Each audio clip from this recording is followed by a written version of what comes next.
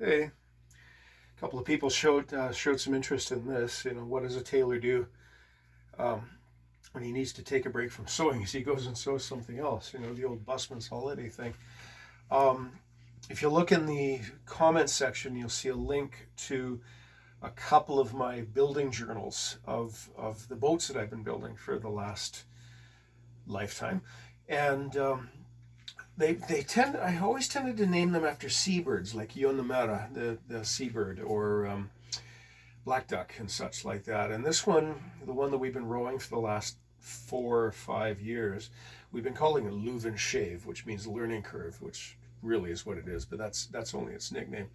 The name that occurred to me as I was building the boat, for whatever reason, the name came to me of Nahan Mor, which means the long serpent or the long snake. It's possibly, I might have been reading too much Viking fiction at the time. I don't know, but in any case, Nahan Mor it is. So, um, what I've been doing for the last bunch of boats, again, is embroidering or carving something on the boat to reflect its name and its pedigree and everything else. And I often carve that on the underside of the thwart where people generally can't see it. There'll be the who built it, the name of the boat, the date, stuff like that. But also for the last couple of boats, I've done a sort of an ideogram on the transom, the square part of the back for you Navy people. Yeah, seriously, I had a chief petty officer who asked me what a transom was. Sorry, mustn't laugh. Um, Sailors that spend all day sitting down at a computer terminal instead of running around the sails.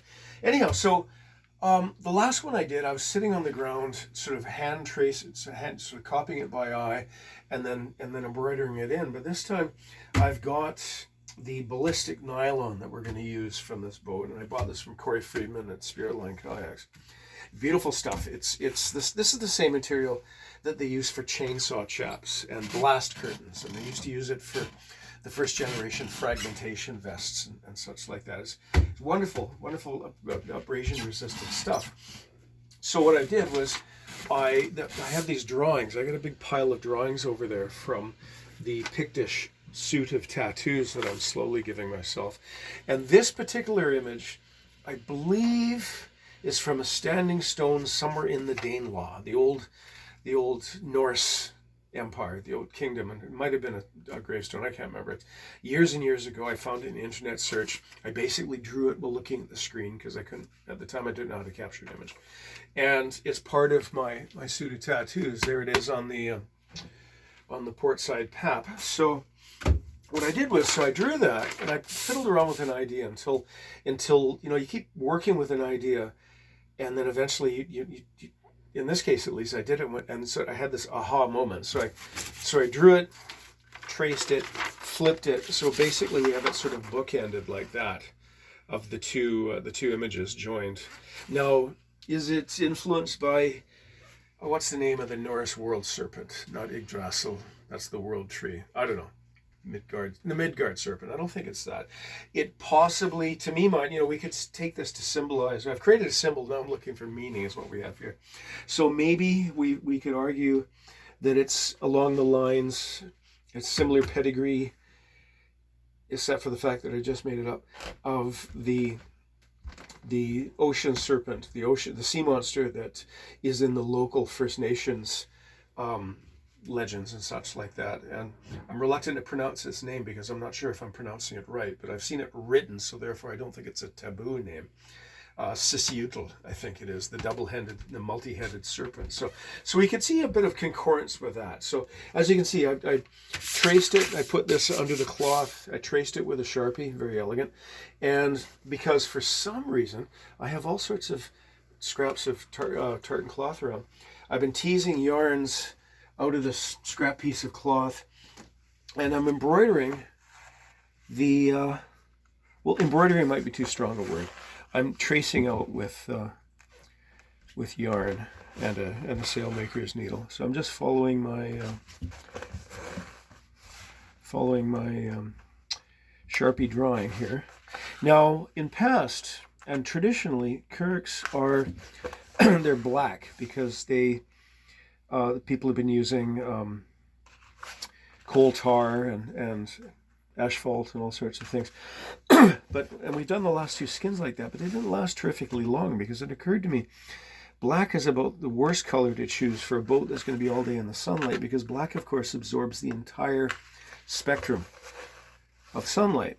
And UV, ultraviolet, has been the problem that's diminished the life of those previous skins.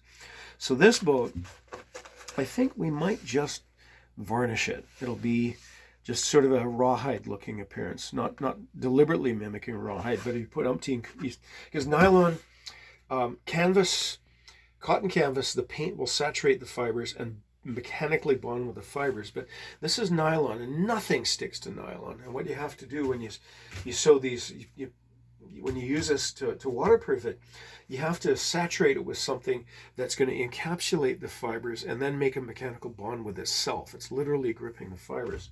So in past we have, because I've used this for years in building kayaks, in the past we've done various tints and everything else, very artistic effect. But this one, I think we're just going to saturate it with urethane, with essentially industrial grade floor varnish, and it'll produce a boat that kind of looks like an Umiak in that it's rawhide, but it's, I believe, I hope, it's going to be less subject to ultraviolet degradation, but we'll see how that goes. But so the last time I did this, I was sitting in the mud, doing it, applying it when the skin was already on the boat. This time I'm getting older and perhaps a bit wiser. I'm doing this indoors, where I've carefully measured the cloth.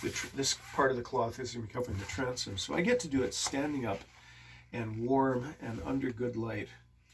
And yeah, so I'll continue to post this. We'll be in a couple of weeks. I'll be sewing the skin on the boat and then carrying on with that, and we'll probably make a video of the relaunching ceremony as we put her in for her next season. So thanks for dropping by, and I hope I've answered the questions that somebody asked a little while ago about this very thing. Cheers.